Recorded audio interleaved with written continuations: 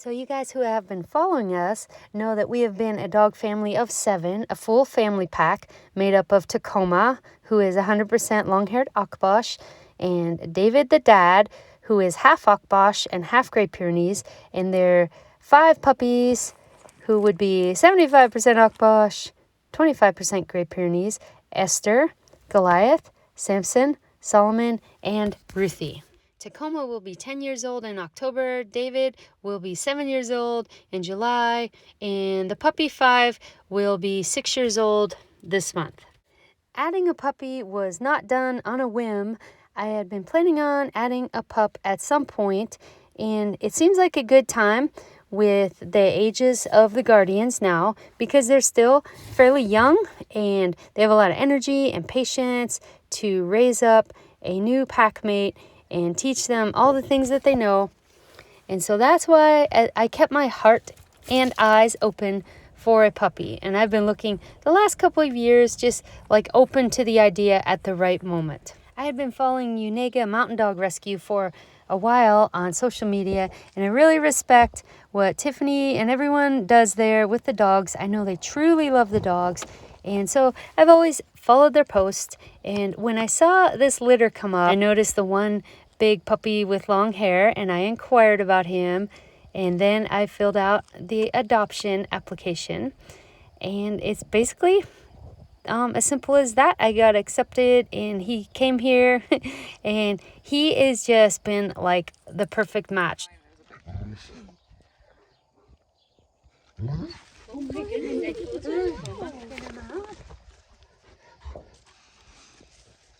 Ruthie loves me, vulnerable little thing, baby chicks. She just loves to baby alpacas.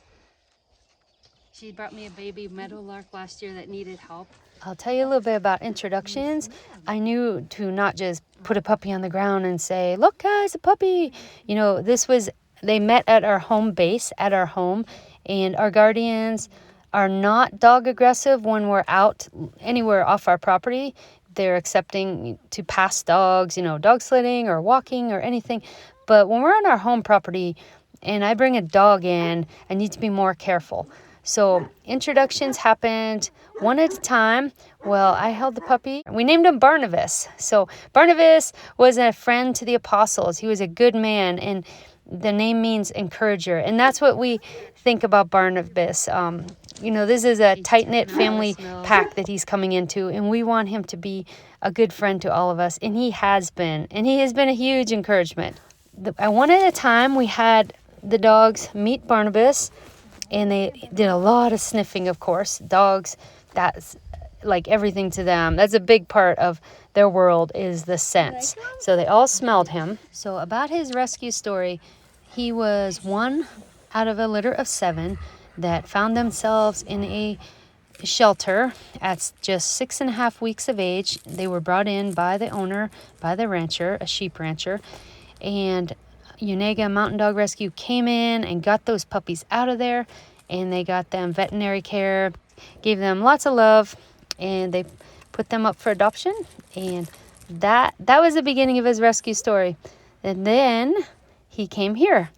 And then over the course of the next couple of days, I and my daughter Maria became Barnabas's shadow pretty much. We didn't leave him alone at all with the dogs. And they chose to avoid him for the most part, especially David chose to avoid him. And I think a lot of it was Barnabas was looking for milk from them.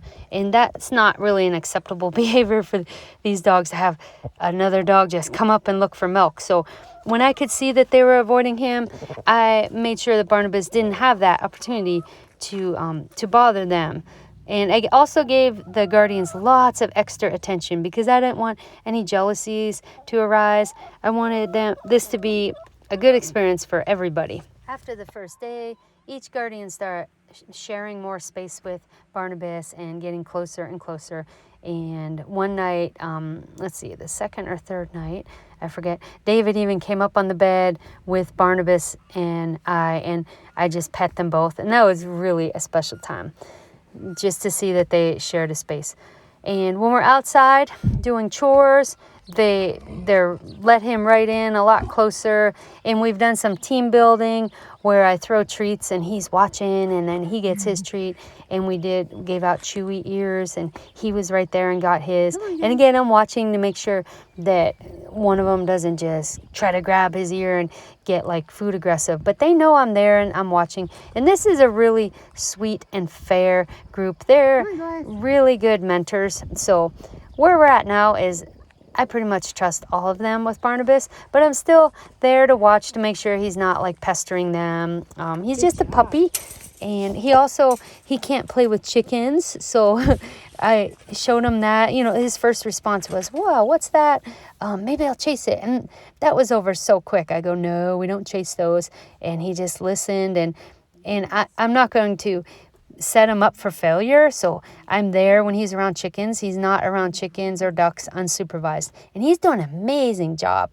He's had some really good responses to the chickens. They're as big as you, huh?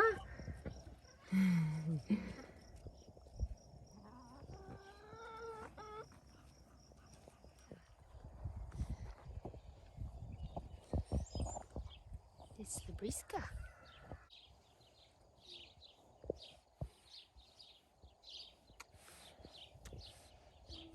It's Barnabas.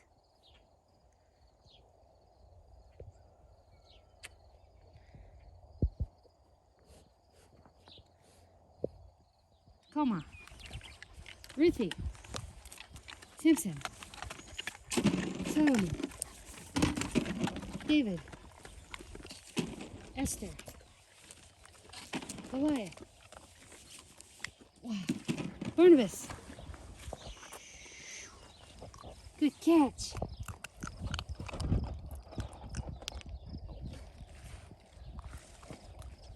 David. Ruthie. Okay, guys. I got some treats and we're in town. I got these little treats. Look at these little treats. They're puppy size. Simpson, Como, which is perfect for catching. Solomon, Ruthie, David. Want to catch it? Oh, Goliath. Oh. And poor puppy, Barnabas. You gonna chew it?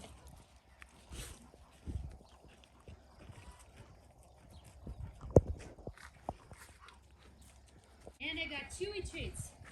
All right, Tacoma, Samson, Ruthie, Solomon,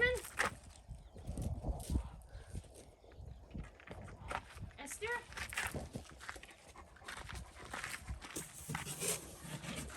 David, Goliath,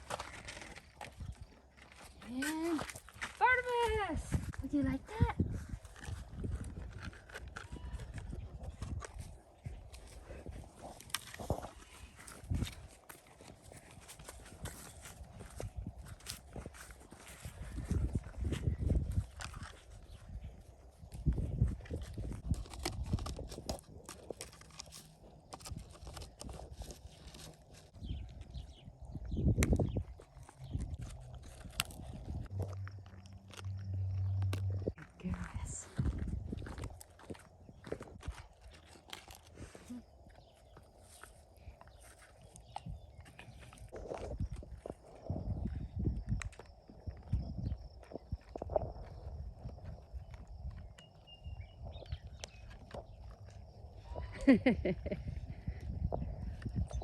Something that I find really cool about Barnabas is he is a polydactyl. So he has on his back paws, on his back feet, he has two extra toes. And they're not just like double dew claws, they are extra toes.